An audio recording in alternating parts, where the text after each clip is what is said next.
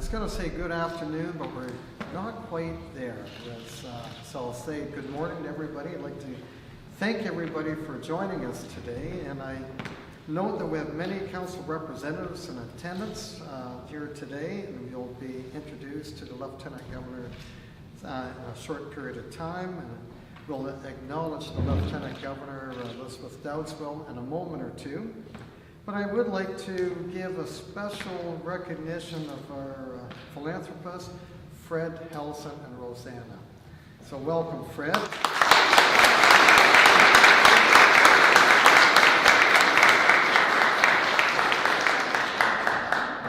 When the Lieutenant Governor's office contacted my office and they said, where would you like to hold it? Well, lots of times you would hold it in the council chambers or a special meeting. But I think a lot of municipalities really try to find something that's significant in our town.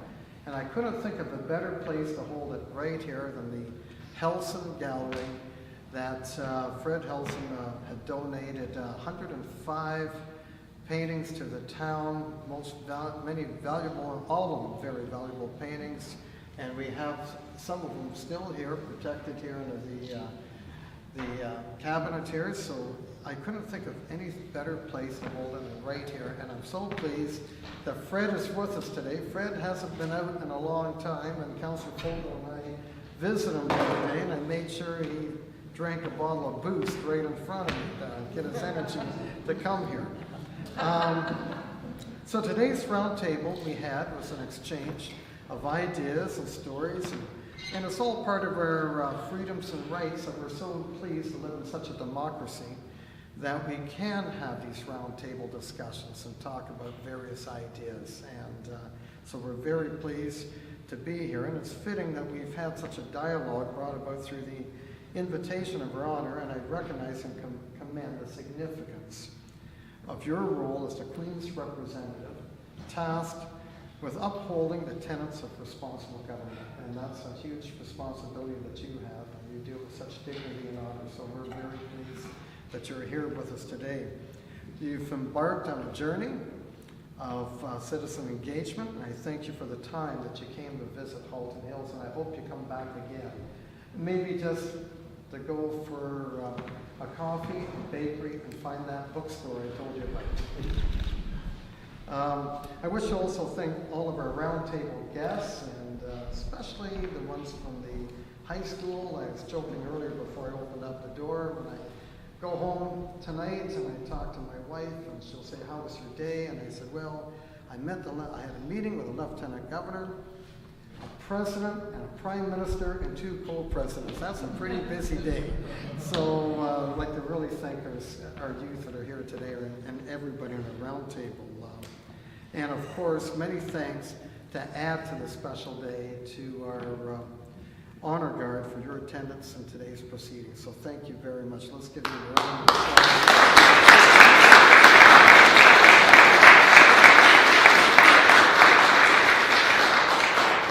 Now it's my distinct honor to invite Her Honor Lieutenant Governor of Ontario, Elizabeth Dowdeswell, to share some of your thoughts today.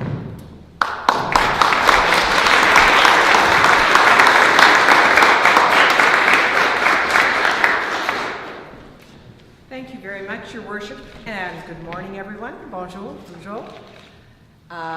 Thank you so much for such a warm welcome to your community.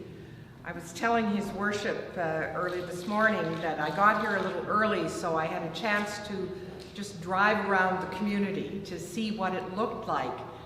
And you can tell a lot in those first few minutes. And one of the things that I came away thinking was that this community was a community that really cared. You can tell by the fact that the houses, old or new, were well taken care of. You can tell that people cared about history. The architecture is able to incorporate the old and the new. And you cared about the environment, because I didn't go for more than a block or 2 at a time before seeing a grove of trees, for example.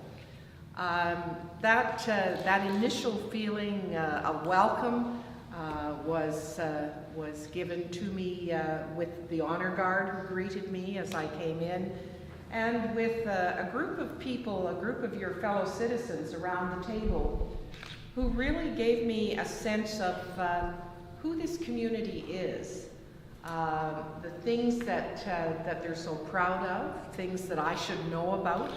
Why do you live here? What is it I need to know about this unique community? But also what your challenges are. And as we were talking this morning, the real challenge is how you can continue to connect the dots between environmental stewardship, inclusive economic prosperity and growth, and social cohesion. The fact that you grow as a community so that there is a quality of life for this generation and future generations. This is a just and sustainable community. And so I had the great privilege of hearing what that's all about. I'll just make two other comments, Your Worship. I, of course, have constitutional responsibilities and wonderful commemorative opportunities, but what I care about most is being able to see what's on the minds of the citizens of this province. My self-imposed, if you like, responsibility is that I can bring together people so that we look at issues that transcend politics and transcend time. Someone else takes care of all of that. My job is to really think about the hearts and minds of citizens, and are we caring for those?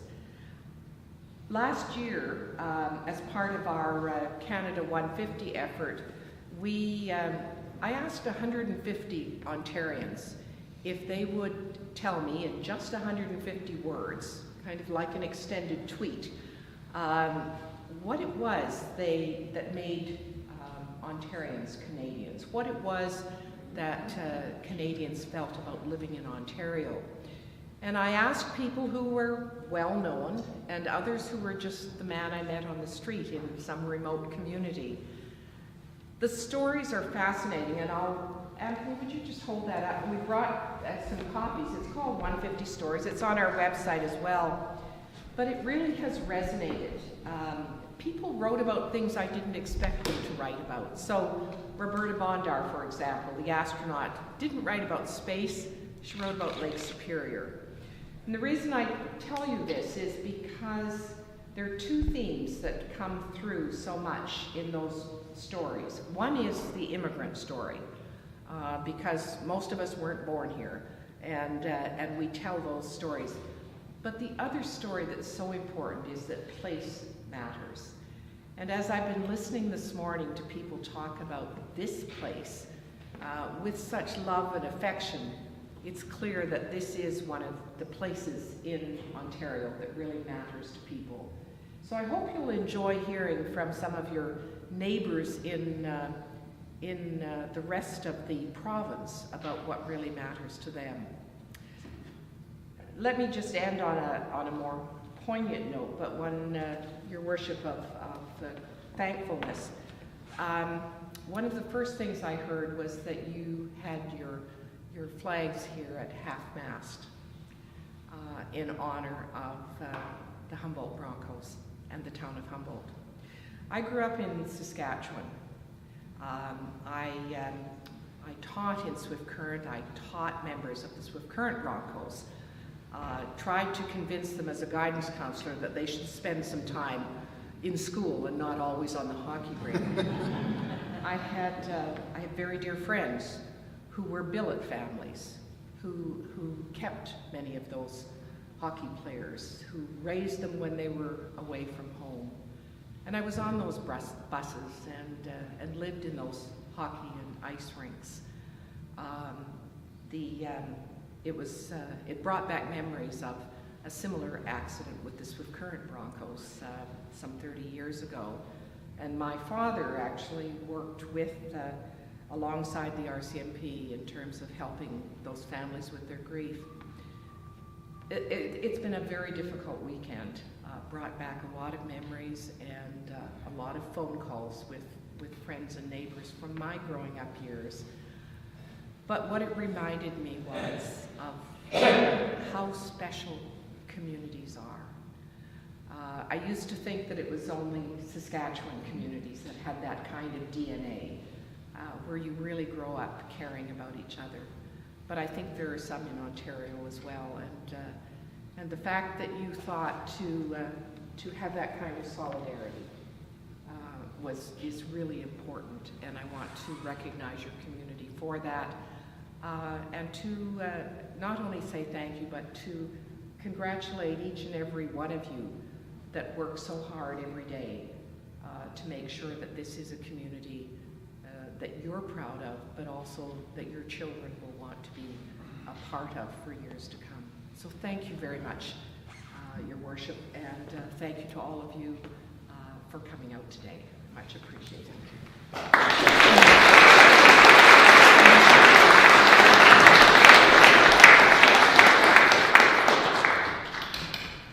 And I will say that there are many homes, Your Honor, that have hockey sticks on their front porches in honor of the Humboldt hockey team. And one thing I failed to tell you, now we'll have a little uplifting story, and that is that here in Halton Hills, we took up a challenge last year to commemorate the 150th anniversary of Canada. And we've encouraged as many people as possible to put up a flag, Canadian flag, on their properties, on their front lawns. And so we are the unofficial, most patriotic town in Canada. We had a population of just over 60,000. We had over 57,000 flags up on properties, businesses throughout the community. As a matter of fact, we had the snowbirds fly by and do an honor to us, and they tipped their wings from the town of Halton Hills as they flew by. So that's another little note that I didn't tell you earlier, but when we're on flags. So having said this concludes the formal part. I would like to introduce yourself to Mr. Halton and members of council. We do have some refreshments, and I'd like to thank everybody for being here. Please enjoy a little camaraderie and enjoy the rest of the afternoon. Thank you very much, everybody.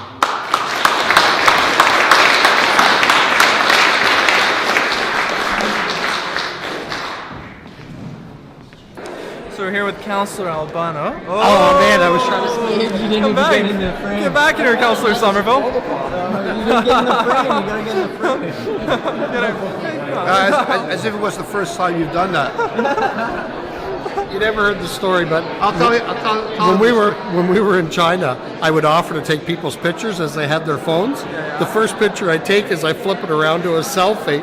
I take the pictures of them and then I hand it back to them. So there's all these confused tourists that you see them looking and then they start laughing because they have a selfie of me in China. Sorry, I just had to do that. That's funny. See you, Councillor Somerville. Councillor Somerville. We're with Councillor Albano, one of our Acton representatives here today. We're with the Lieutenant Governor of Ontario. We've been talking about the climate change and the environment and culture and all sorts of things.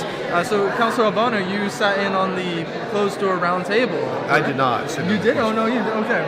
So what's your role been here today? Just supporting, or Just supporting and representing the town municipality, the Halton Hills, to support our community and also climate change and the various projects that the community, Halton Hills municipality, is involved in. So you're involved with a community garden, among other things. The environment matters to you. Do you want to talk about that? It does, and it's the more we do for our community in terms of help climate change, the better it is. I believe that community garden, just to speak of the community garden, by allowing people not only to make the change to the climate change, but also to participate, be physically fit in the garden, in the growing process. And now that the garden is accessible to everyone, since the path's been built, there is no reason why people could not come out and participate and enjoy the events that we hold at the garden. That's excellent. Thank you so much, Councillor. We're with Councillor Somerville. He photobombed us a bit earlier with Councillor Albano. But look at Don't do it. Don't do it. So I'm the Councillor Albono, photobomb Councillor Somerville. Councillor Somerville, what has today meant to you? Today has been a tremendous learning experience for me. In our roundtable discussion, hearing things that are very important to me that the Lieutenant Governor spoke about was very encouraging. Hearing her speak about the community here and how she could see the passion and the pride that we all feel in Halton Hills, as well as us having a very excellent sustainability plan. So it was really encouraging to hear those words from her. One of the items that she did speak to was the pin I'm wearing is for the United Nations Sustainable Development Goals, and in her discussion she spoke of how important those goals are for literally life on the planet, because it's not just Halton Hills, it's not just Ontario, it's not just Canada. They're goals that have been adopted by the United Nations for all countries around the world. And it's something that's near and dear to my heart, and hearing the Lieutenant Governor speak of that was really, really uplifting. How do we encourage the Halton Hills community to continue to make this commitment to the environment and do what they can? Well, the one thing that I've always said, and it's very true, is we don't lead on the environment, our constituents lead us. So Halton Hills, whenever there have been surveys done, and they're nationally recognized surveys, we always finish with the environment here as top of mind. People care about sustainability, they care about the environment they live in, and they care about the community they're in, and the community includes everyone in the community, whether it's people in lower socioeconomic status, whether it's folks in poverty, it's for women, it's for gender, it's for accessibility and inclusiveness. They are the things people in Halton Hills care about, and we always have to keep listening to them to make sure we're on the right path. We need to check in to make sure we're going in the right direction that our citizens want. Thank you so much, Councillor Somerville. You're very welcome. Thank you. Good to see you.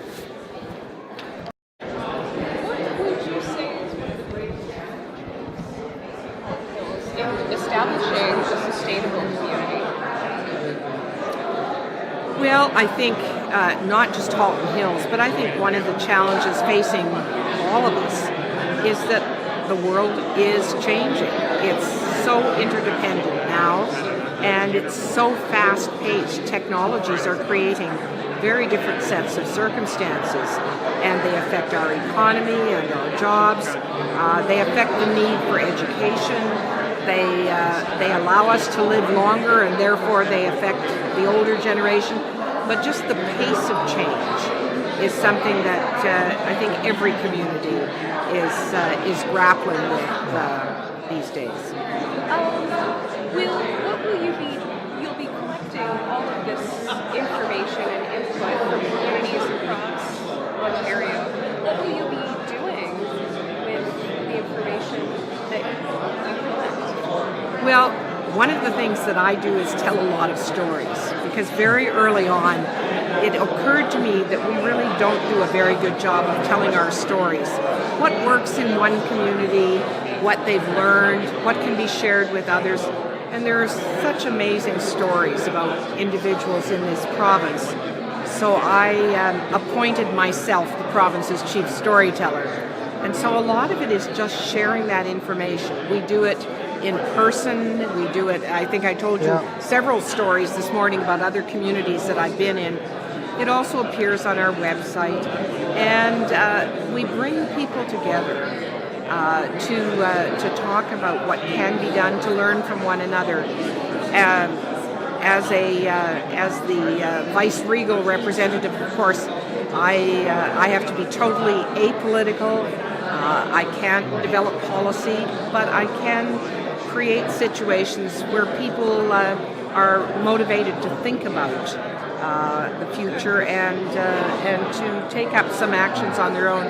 I issued His Worship a challenge this morning to show me by the end of the year how well Halton Hills had done on the 17 Sustainable Development Goals, for example.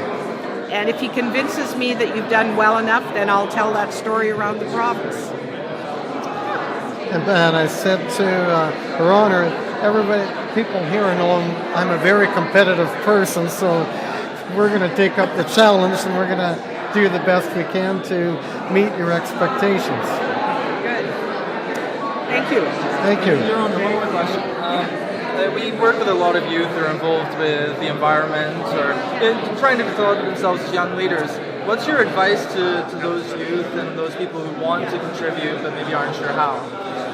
You know, first of all, I think bringing young people together to work on environment is really easy in comparison. They seem, young people today have that sense of how important it is, and there are all kinds of ways that can be done. What I'm more impressed with is that so many young people are concerned about good citizenship, are concerned about volunteering in their communities. You know, when I look at the young people who survived, for example, the mass school shooting in Florida recently, they are so articulate and they understand that they are capable of making change. The fact that we had 4 young people at our round table today, and they were very articulate and they spoke up, is such a good sign because it's energizing the community itself, but it's also the fact that they're learning to care about the environment, but as importantly, they're learning to care about their community and the role that they as young people have, which is such an important one, and I think is welcomed by community leaders as well. You're very welcome. And this is the mayor of Chicago, and this is the mayor of Paris, France, from the Paris Accord. Paris Accords, wow. Yep. There were, at this event, there was 51 mayors representing 10 countries and 6 continents. And we signed the Chicago Charter.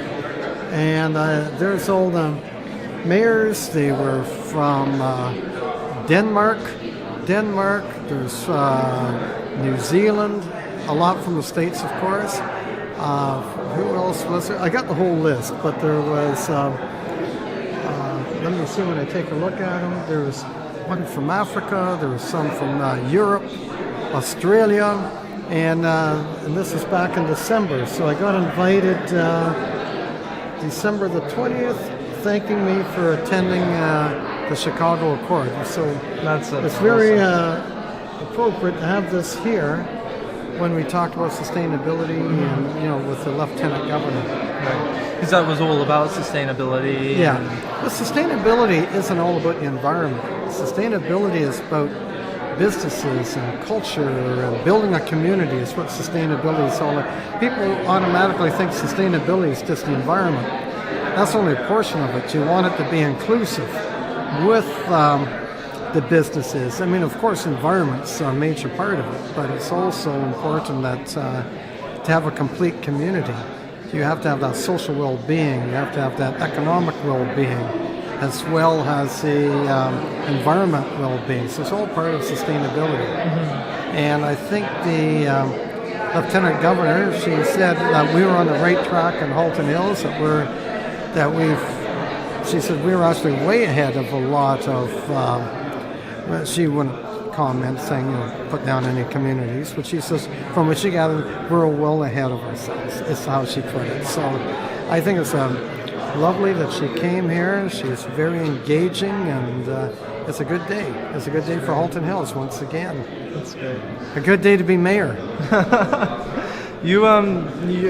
Just one more. So the environment's been a priority, or sustainability's been a priority for you since you got elected, essentially, the first time. Yeah. What does it? I mean, I think you're fortunate in some regards that because you've been re-elected multiple times, you've been able to see some of the work you set some into of the motion. Fruits, yeah. So how does it feel now you're getting the Lieutenant Governor of Ontario coming here and kind of saying, you know, congratulations for many years of work, really. It's very rewarding, and when I put together a committee to do the Mayor's Green Plan, it's called. And I didn't bring people that are like-minded, because when you bring people that are all like-minded, you're not going to have a difference of opinion. So I brought various people from the business community, from a strong environmentalist to some counselors, and we came up with the Green Plan. It became the Green Plan with 73 recommendations. And we were only, I think, the 8th or 9th community out of 442 in Ontario at the time to have one. So then from there, it had 73 recommendations, and we have a report card. I think we've done about 65. And one of the major ones was to set up an office of sustainability and make that part of our planning decisions. And then it just evolved, just keeps on evolving. Because you can't have a document that sits on the shelf and collects dust, because then it's fruitless. It didn't do anybody any good. So I set up that task force, which was 6 months, meeting every 2 weeks for 6 months to really hammer down what we think our vision was. And that's evolved so much from then. As I said, it's 12 years later, and it does do me proud that I got invited, recognized by the mayor of Chicago to come to Chicago and actually saw President Obama speak to us. And that was a wonderful, to hear him, he was a wonderful speaker. And so we've had these opportunities, with what we're doing. Even Councillor Somerville and myself were invited by an organization. We went separately a year ago, January, to Peru. Here's little Halton Hills on the world map, doing these things and help improve their sustainability. And some of their sustainability is a little different from ours. One reason we got invited was because we have quarries in our community, and there, working with the workers, the average, I'm going off topic, but the average miner improves life expectancy is 51 years old. Isn't that sad? I'm a lot older than that. and some of the things they're concerned about is they eat guinea pig and have a guinea pig farm. And a guinea pig farm is essentially 50 guinea pigs in a house. Now, how can you live off of that and try to sell your product? And so these are things that's, on a humanitarian that we can do. Why? Because we've got the ability to do it, being Canadians, and that's what we do. And that's what we do, and we try to help these communities. It's funny, I'm way, way off topic, but in Peru, you'd have a mine, and you'd have 5 communities attached to it. One mine would get, one community would get $5.5 million a year, and the other one would get $50,000 a year. There's no equity, and that's what they had. Mayors from there's about 10 of us went down. When I went down and discussed how you need the balance, and they just don't have the governance. They don't have a media like we have here. Like there's no little villages here and there, and they're not, so this is why we're there to try to help them out. And that's an organization called CISO. So anyway, it's very nice to get that recognition, and that the Lieutenant Governor is a very intelligent lady. She really grasps what's, she picked up on Halton Hills. It's a caring community. As soon as she came, she saw us all with her green ribbons on, and you heard her speak at the end. She's from Saskatchewan, so she really appreciated. I didn't know that until she got here. She really appreciated the concern that we have in Halton Hills, and the flag at half-mast, because she has her own flag. And we're going to put it up. When she heard ours at half-mast, she didn't want it raised. So she's very considerate that way, as we stand with the community of Humboldt. Okay. Thank you.